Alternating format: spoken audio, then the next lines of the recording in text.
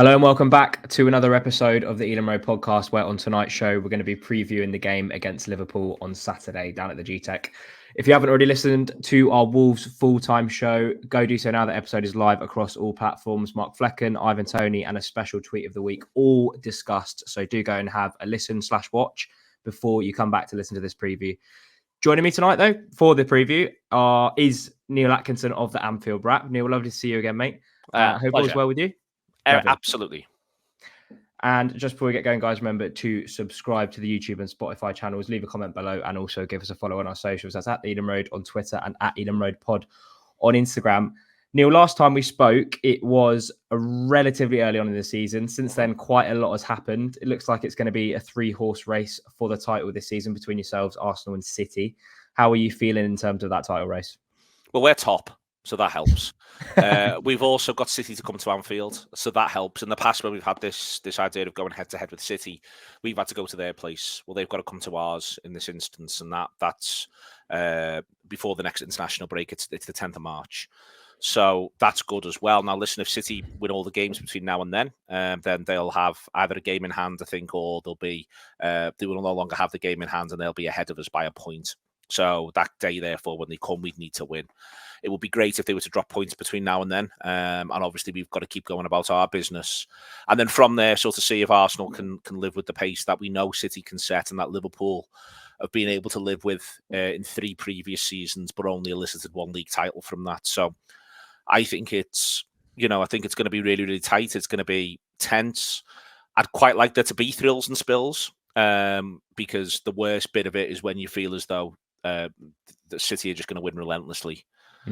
Because it just it means that you almost can't enjoy your wins if you just think that they're going to win or if they've already won, if you see what I mean. But, we can't control that. We can't change that. We've just got to go for it. And we're in 4 competitions. And I think we've got a really good chance of coming away from this season right now with at least 2 trophies. And that is far more fortunate than most football clubs ever find themselves in.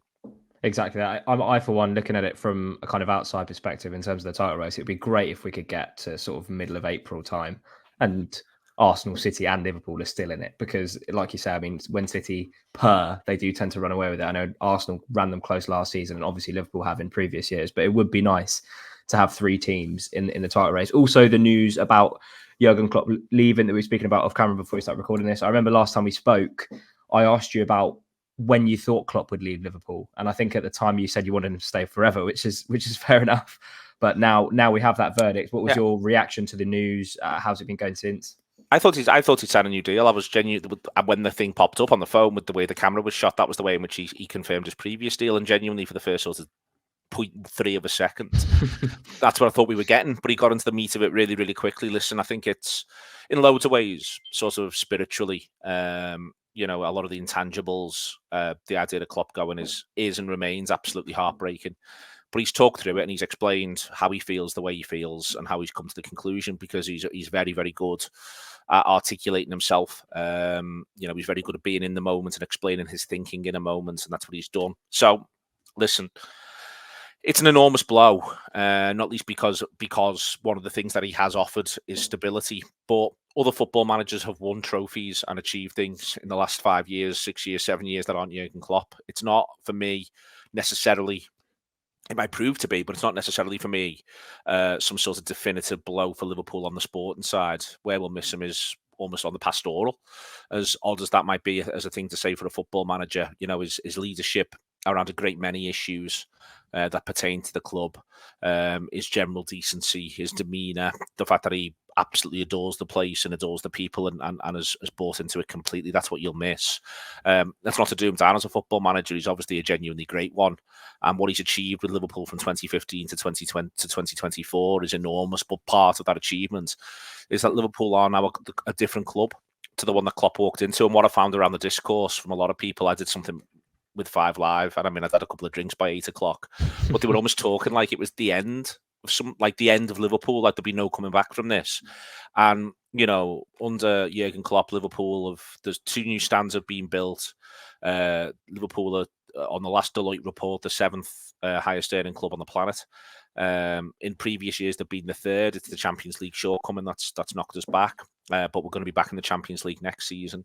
You know, this is now a very different club to the one that Jurgen Klopp took over, and that's to Jurgen Klopp's credit. But what that therefore means is the next manager comes in and the brief is to win, which it wasn't for Jurgen. Jurgen had to build something. Whoever comes in next can use what Jurgen's built to go beyond that. And that, I think, is a reason to be excited rather than a reason to be scared.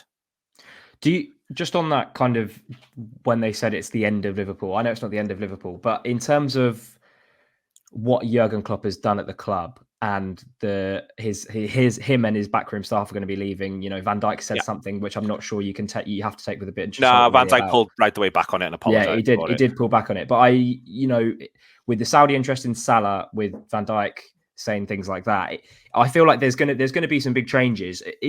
Do you think the word rebuild is the right word to use when we talk about Jurgen Klopp leaving Liverpool? No, I don't. No. I mean, just to sort of take the squad. So I don't think Van Dijk will be going anywhere. I would be really surprised. And I think what was put to him was you haven't got a deal. And what his response was, well, no one's made me an offer.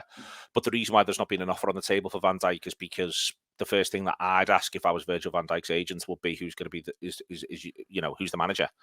And I don't think that they wanted to have that conversation in bad faith. So I suspect that that'll get sorted. There's a Trent contract situation that's coming up as well. I think Salah's always been, in every single sense, really, he's always been something different, Salah. And I sort of see him off to one side, including the way where he sits in Liverpool's wage structure. He earns, effectively 50% more of Virgil van Dijk's basic wage, and Virgil van Dijk's the second highest earner. Liverpool have sort of managed to silo Salah into being a separate thing, and I think regardless of what was happening with the manager, he would still have been a bit of a separate oddity as to what happens with him next, up to and including the Saudi Arabian stuff. I mean, that does not seem anywhere near as exciting a proposition as it did 12 months ago, 15 months ago for these players. So I think that the idea of a rebuild, there's lots and lots of very, very good footballers playing for Liverpool under the age of 28. And whichever manager comes in next will be able to reap the rewards of that, as well as maybe make one or two changes. It's not to say that Liverpool are going to go for a continuity candidate. It's just more that they've got a lot of really, really good players. So, you know, I'm not... If it's a summer of 8 out and 6 in, I'll look like a fool.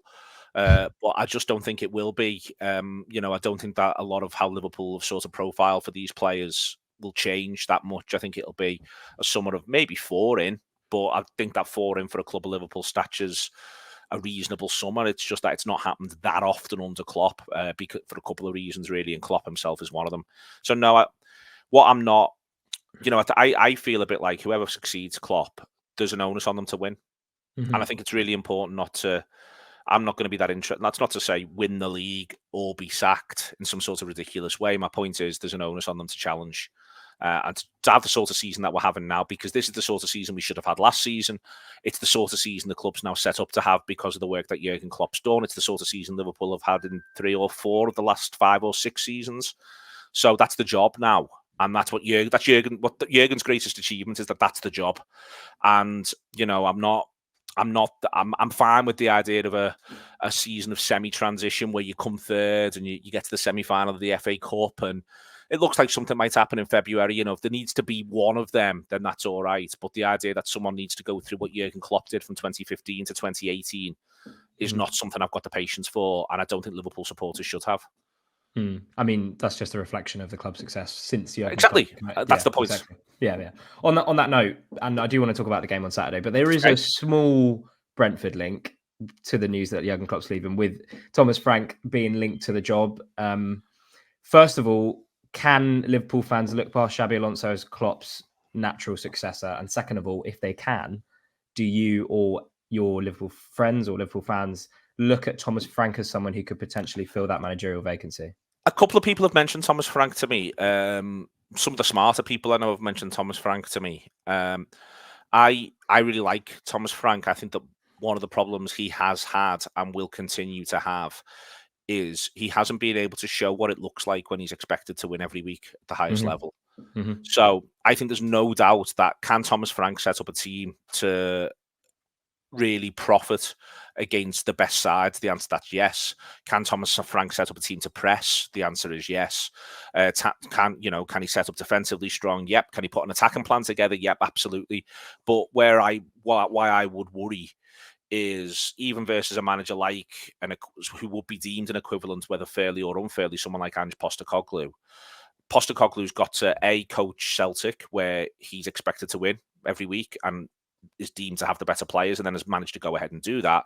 And then B, looked after Tottenham, where so far this season in the league he's won more games than he's drawn or lost, and that's because of the breadth of attack and talent at his disposal. And I just don't think I think it would be a massive jump for Thomas Frank, even though I think it'd be a significant jump for Postecoglou. It'd be a massive jump for Thomas Frank. Is that none of that's to say I don't think he's a brilliant manager. It's because I do actually think he's a really, really good manager. It's just how he gets to demonstrate it's been easier, for instance, for De Zerbi, for a variety of reasons, to demonstrate an unbelievable breadth of attacking ability as a manager last season than Frank's ever had the opportunity to do, because he really has been flying the plane whilst he's building it in a number of ways. And then he's had hard lines, and then he's had the sort of wear and tear you get as a manager. He's had this season with Tony and Rico Henry, now in Bueno. I feel as though if Frank was to get a job, and I think could well be very capable of doing a job like the Liverpool one, but if he was to get a job like the Liverpool one, I feel as though he possibly needs to get another job separate to Brentford. And that's not to disrespect Brentford in any way, shape or form. I think he needs to go to a club where you're expected to win, and you need to win over 50% of your league games over the course of a season. And then you start to talk about, okay, can you take that 50% to 66%, 68% and set a team up to do that? So that's what would worry me. As looking past, listen, Alonso's the favourite for good reason. And the other reason why Alonso's the favourite is, let's just say it doesn't go quite as well as you'd like results-wise in October, November. But you feel as though the essence of what he's trying to do is right. It'll be easier for people to have patience around Alonso, on top of the fact that he also looks like he could be the coming man. He looks like he's got a lot of gifts. So I think, listen, I think that the stars are aligning for Alonso, but I think there is a couple of moving parts that I think are under discussed, which is I think there's a chance he might say no. And I think there's a real sort of expectation amongst Liverpool supporters that if Liverpool come calling for Alonso, he'll say yes. But it looks to me like he's really sort of planned his career out so far. He does a second season at Sociedad B that he didn't need to do. He's gone for Leverkusen. He might want a year in the Champions League before he then moves to manage to a club that's expected to win the Champions League, is what worries me. He might want to do a year's practice. So I think that we need to be prepared for the idea that Alonso might just not be 100% certain that now's the right time. He might want 12 more months cutting his teeth. And if that's the case, well, we can't wait. So that's where other candidates do come in, and that's where someone like Frank would be discussed. But as I say, my concern, despite the fact that I do think he's very good indeed, is just what does it look like when you are expected to win all the time? Do you think there's, in light of that, because you kind of said Thomas Frank needs another club before he goes on, Xabi Alonso looks like he's planned out his career quite meticulously so far, and I actually think it would do him a world of good to maybe go to a different club and then take the Liverpool job a few years down the line when he's got more experience under his belt.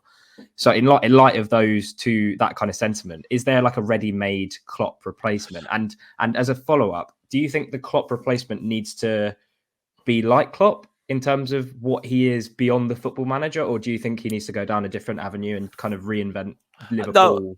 No, on the personality point, the first thing that Klopp is himself. So Klopp's different at Liverpool than he was at Dortmund in a number of different ways. I know it doesn't seem like it at times, but he's much more reserved and was much more reserved as Liverpool manager from day one. The moments of extraordinary OTT celebration from Klopp at Liverpool have been actually fewer and further between than they were when he was at Dortmund and when he was at Mainz, for instance, just that stuff on the sidelines. And I think he wanted to come to Liverpool and effectively grow up is the wrong way to phrase it, but become a senior manager, if you see what I mean. At Mainz, he takes the job in his early 30s, he's the young pup. At Dortmund, he's the tyro. And I think at Liverpool, and he's grown with Liverpool, and now he is, he has sort of a strange elder statesman sort of feeling around him. But what he is, though, is relentlessly himself. He's whoever he is. And I think that's the most important thing. If the next manager, Bob Paisley succeeds Bill Shankly. Shankly's a man of 1,000 brilliant quotes that got quoted all the time. And Bob Paisley's got about 2. But Paisley wins more than Shankly. Paisley wins 6 league titles in 9 years. Shankly, I think, in total only ever won 3 league titles in 15. So it changes, but Paisley was himself. Klopp was himself. I think where Liverpool managers sometimes go wrong is when they lose their essence and lose the sense of self, because it is such a big job. It does overwhelm people, and the demands are massive and the expectations are massive. So I think that whoever it is, they've just got to be able to be themselves under that spotlight and with those pressures. So that's where, for instance, someone like Postecoglou gets interesting because he's done it at Celtic. And Celtic, it is not the same as Liverpool in terms of the quality that you both got and also what you're up against. But that, in a number of ways, that sort of doesn't matter. I think the idea of having lived an emotional hothouse, I think, is a big deal. But there's other managers. I mean, I'm always intrigued by who does or doesn't get talked about. Zinedine Zidane is currently without a club. What's he ever going to do? Just go and bob in and out of Real Madrid from every night? But flip side is, he said he's got no interest in learning English. There's a number of other coaches who are knocking around Europe. There's Luis Enrique, who I think is an underrated coach in terms of what he achieved at Barcelona. There's Nagelsmann in there as well. So I think, you've got those sorts of names. Then there's the left field young shouts like Ruben Amorim at Sporting Lisbon, who we talk about in there. I think De Zerbi last season is worthy of what he does last season. De Zerbi, I actually think it's been understated and under-discussed. He manages to post the sort of attacking numbers that he posts better attacking numbers than Arsenal. And Arsenal were going for the title with Brighton's squad. He posts equivalent attacking numbers to Manchester City, better than Liverpool. Now, he's found this season hard himself on his own managerial journey, but those attacking metrics that he managed to meet last season, that stuff's few and far between. It really does not happen that often, and he did it with Brighton in the last campaign. And then I feel like it's come a bit early for someone like Iriola.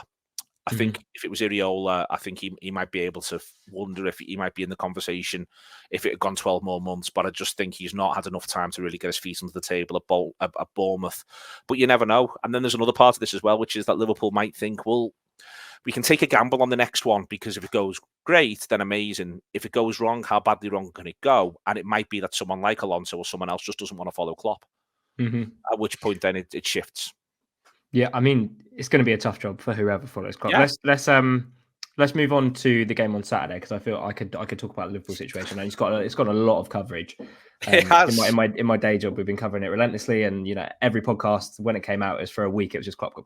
But let's crack on to the game on Saturday. I do want to talk about the last couple of games as they precede the game on Saturdays. First of all, the crunch game against Arsenal, in which I think it would be fair to say Arsenal were probably at their best and Liverpool were below par, which contributed to the result. What went wrong that day, and how important was it to get the bounce back win, or the bounce back feeling against Burnley? If I knew what gone wrong that day, I reckon Jurgen Klopp would actually have me as an advisor. It's Liverpool's worst performance of the season, and that's a hugely annoying situation in the context of the fact that we were at Arsenal. Listen, Arsenal did things to make it hard for Liverpool, but even in the second half, I actually thought Arsenal, right up until the mistake between Alisson and Van Dijk, was just a moment where I was beginning to think Arsenal had almost punched themselves out again a little bit. Like they'd be much better than us, but the game was just beginning to do a bit of a thing where it ebbed away from them, and then we gifted them that goal. And that obviously changed everything. It put Arsenal's tails back up, and then Arsenal looked like the side they looked in the first half again, and we looked even more inept. So, it is we've lost 2 league games this season. The other one was away at Tottenham, and amongst all the unique VAR madness of the video assistant referee giving the decision but miscommunicating it woefully. That was the other game that we lost, and we didn't deserve to lose that. We arguably deserved to lose away at Palace when for 70 minutes we were very much second best, and then they went down to 10 and we won the game. So I think we've only lost 2 games this season, and I do think we've only deserved to lose 2. That's not to say we played rip-roaring football the rest of the time, but we had an excellent January, and that's why the Arsenal result really did check our momentum, because we were terrific across the board in January, including winning at Arsenal in the FA Cup. So yeah, I feel like we're in good nick before Saturday, but we've got injury issues, injury headaches, as Brentford have had and still do have, as all teams do have. But yeah, we've got a couple of question marks around us for Saturday, but it was important to bounce back last time out against Burnley. I'm of the view we've just got to keep finding our way until that game against Manchester City. That's the next time I think we need to play brilliantly. I think in between now and then we need to play responsibly and maturely, which we failed to do at Arsenal. We need to manage our emotions, which I think we failed to do against Arsenal. And we need to make sure that if we do nothing daft because of the breadth and the depth of the attacking talent, then I think as long as we do nothing daft, we can keep picking up the 3 pointers. We will need to be a lot better than we were against Arsenal if we're going to stand a chance against City. But that's still a month away. I just want to confirm Mo Salah back in training. I don't know if Yeah. that means that he is going to be fit for the game. Do you know anything about his If he's status? in the way they tend to do it, if he's in team training, the expectation is that he's fit to be able to play for the team. I suspect, given what's just happened recently with Thiago Szoboszlai and Trent, I suspect the ideal for Liverpool will be he starts from the bench for this one against Brentford. Could be wrong, but that's what I think. And Mo Salah most definitely won't want to because he's a head case. But I think that Salah probably starts this one from the bench. Then we've got a midweek game against Luton at Anfield, hot on the heels of this one, which I think he therefore might get the start in. And then from there it's the League Cup final. So I think he probably gets 30 for this one, 60 for Luton, and then the cup final is the cup final. Good news for us then. Yeah, well, I think I would say is he's a really good sub. Yeah, that's true. That's true.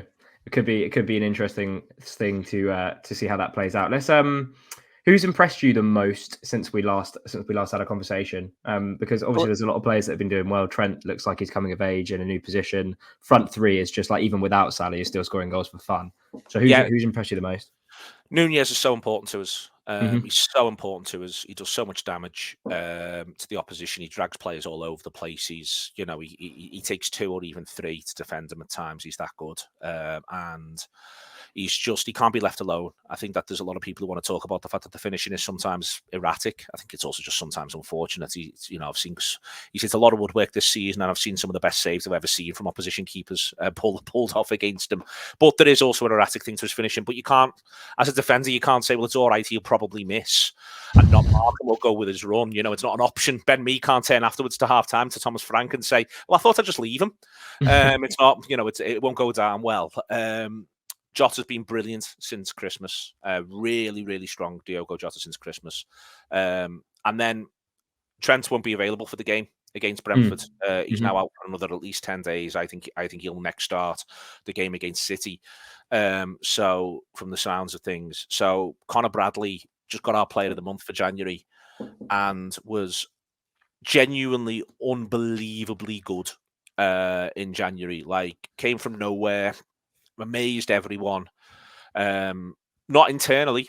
The players themselves and the coaching staff are not surprised. The people who watched him last year at Bolton are not surprised when he was at League One. He was Bolton's Player of the Year, Young Player of the Year, and Players Player of the Year last season at Bolton in League One. So Bolton aren't surprised either. Bolton supporters all sort of popped up the morning after on everyone's social, go and see. That's what we were saying. But he's been brilliant, and I'd expect him to start against Brentford. And if he does, he is a sight to behold. He's excellent as well. Obviously, that Van Dijk's good. That's not a surprise. The goalkeeper's good. So is the goalkeeper going to be back? Yeah, it was flu. It was it was a bad cold, so he'll be back. Joe Gomez will be back, and then I think the other thing to watch is the midfield 3 is likely to be Wataru Endo, Curtis Jones, and Alexis McAllister. And I think that's quite a neat 3. The only thing is that McAllister's not the biggest, and we know that Brentford are a big side. But that's a neat 3 that I think Liverpool will need to play well in order to be able to get a real foothold at Brentford and to be able to get the results. But all 3 of them have at different times across the since we last spoke. All 3 of them have really, really impressed. Yeah, I'm going into the game on Saturday. I'm not confident, but I'm not going into the game thinking that we're going to get battered. On the basis of we've got a decent record against Liverpool in the Premier League, at home at least.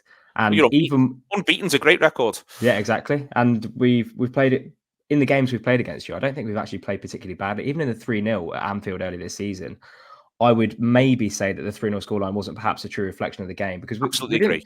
Yeah, we didn't play that badly. And I was watching the Burnley highlights and I saw that they had a couple of opportunities. I just think we will go into this game on Saturday knowing that we've got a good record at home against Liverpool, and I think it could be a tough fixture for you. How are you feeling ahead of the game specifically, without kind of reference to the big games you've got against City coming up?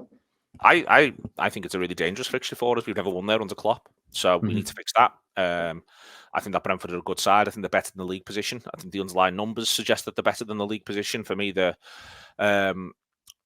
see it as akin to going to West Ham, and West Ham currently sit 8th and are the Conference League champions. That's the sort of the level of difficulty I'd be talking about there. So, games, that's a tough game as far as I'm concerned.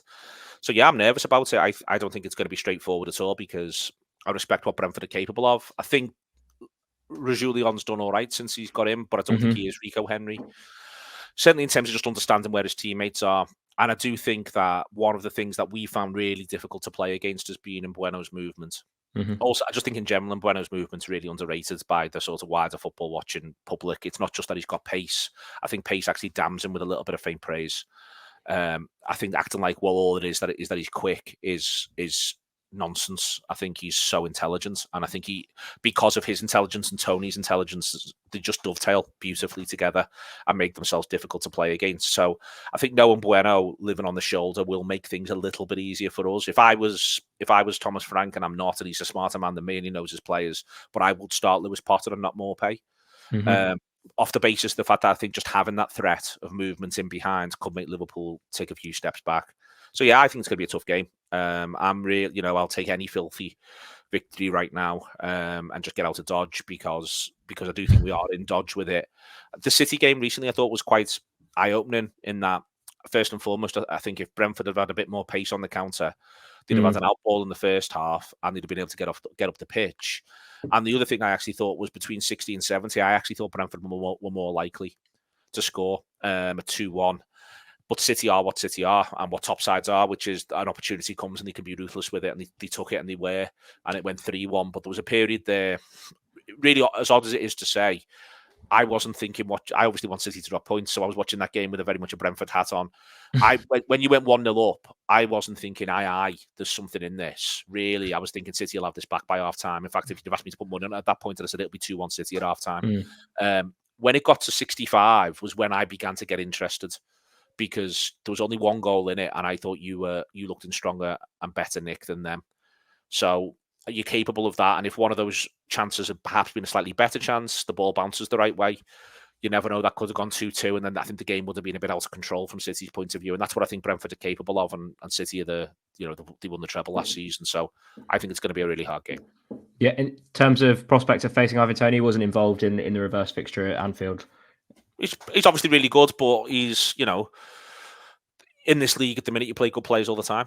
There's no. I thought Fofana was good for Burnley, for God's sake, in their 19th. Last week I thought he looked really lively and had something about him. So Tony's obviously really good. I think he's good enough to play for the Champions League team. But again, the argument at least goes from Chelsea's point of view is that when they're ready to be a Champions League club again, they may well be ready to pick someone like Fofana. You look up and down this division at the minute, with the possible exception of Sheffield United. I know he's not in a rich vein of form, but Calvert-Lewin's a good player. Adebayo's a really good player at Luton. Nottingham Forest, I've got Ioniwi, who I think's great. Palace have got Eze and Elise, who I think we'd all say are good enough to play Champions League football, to be at least in a Champions League squad. Tony's good enough to play Champions League football, but so's Dominic Solanke. And we went to Bournemouth and won 4-0. So I think that, the important, that's not to talk anyone down, not far from it. As I say, I think he's good enough to be a starter for a Champions League team, which maybe I don't think about Solanke. But if you're going to do what you want to do in this league now, you've got to be able to cope with the fact that everywhere you go, they're going to have a player who is capable of whacking in a 9 out of 10 and really hurting you. That's the case right up and down the division. So Tony is Brentford's 9 out of 10. I'd be more concerned if it was in Bueno as well, because I actually think he's good enough to play for a Champions League squad.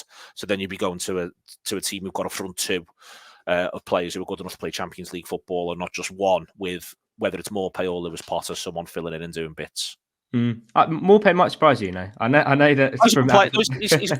I don't think he's a good player. My point is more like, I don't think anyone would think it was mad if, say, Tony goes to Arsenal for 60 million as is being touted.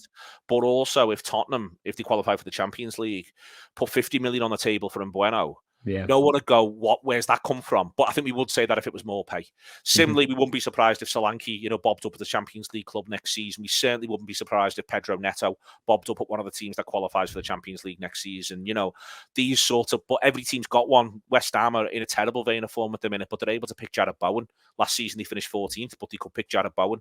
And Jared Bowen's, I think, an exceptional player, a genuinely top quality player. They've got Lucas Paqueta. My point's more, in the Premier League now, everywhere you go, You can put a big red ring around at least one player, if not 2 or 3, and go, they're a bit special. They'd be good enough to play for the 3rd best team in Germany every week. Yeah, no, you make a good point. I think last question, Neil. We mentioned it on our podcast yesterday in our kind of brief preview. It feels like a huge game for Liverpool in that it's getting to the time of the season where City don't stop winning. We said that kind of plays into our hands. In a way, it kind of almost feels like a free hit. Considering our run of fixtures, we've had the February's just been horrible, which made the result at Wolves last week huge. Does it feel like every game now is a massive game for Liverpool? Yeah, it does, but that's what you want. That's the pressure. That's what the pressure the players want. We won this league about as easily with as much of a canter as anybody ever has. In the March of 2020, we were 25 points clear. We won 26 of our first 27 games. No one had ever done that before, and it's likely in my lifetime no one will again. So in that universe, therefore, it's always going to be like this now. Where if you want to finish ahead of City, if you want to win the league, then you're going to be worrying about City's results, Arsenal's results. They're going to be worrying about ours when you get to February and March, unless you're going to win 26 out of the first 27. That's just the truth of it. So this is what we're in it for. So yeah, I do think it is a bit of a free hit for Brentford. I think you've got a free hit coming up against City on Tuesday night. Then I think you've got a free hit against Arsenal second week of March, when I think that's actually the weekend we play City. So Arsenal will be desperate to put some scoreboard pressure on both of those sides before that one. But that therefore heaps the pressure on them before the ball's kicked. So yeah, listen, we need to win. And where I think it gets interesting is precisely what the Liverpool mindset is. If it's 1-1 with 10 to go. And a lot of that's game specific. Are we down to 10 men? Have we had an injury? Are we getting battered where we 1-0 down and it could have been 2? Alisson saved a penalty. We went up the other end and made it. What do you know what I mean? Will the point feel like getting out of dodge? I don't think you can absolutely say you've absolutely got to win. But what I do think is that at this stage now, I won't take a draw well. I won't take a draw well at this point of proceedings. If we had a little bit more wiggle room, if we'd have beaten Arsenal, then I'd have looked at this one and the game we've got coming up away at Nottingham Forest and said, if something goes a bit wrong, a point's all right. But what happens at Arsenal removes the wiggle room. So it's a game we've got to win. Yeah, it would definitely be a good one. Whenever Brentford and Liverpool meet, I think the two styles of the managers, they match up perfectly. It's never a dull occasion. I think that'd be a good point to wrap up. Elam Road Podcast will be back next week to go over the Liverpool game and probably the Man City game as well, just due to the nature of the short turnaround. And we'll also briefly look ahead to West Ham. In the meantime, please do drop your comments below. How you feeling ahead of the game? Will we get a result against Liverpool? Who are you most worried about in the Liverpool team? Let us know below. And whilst you're at it, please do share the podcast around with a friend. Word of mouth helps us out massively. Subscribe to the YouTube and Spotify channels. And also give us a follow on our socials. That's at the Elam Road on Twitter and at Elam Road Pod on Instagram. But that was a mouthful, really, wasn't it? Jesus Christ. we all survived. We all got out the other ends. Cheers, Neil. Nice one. Thank you.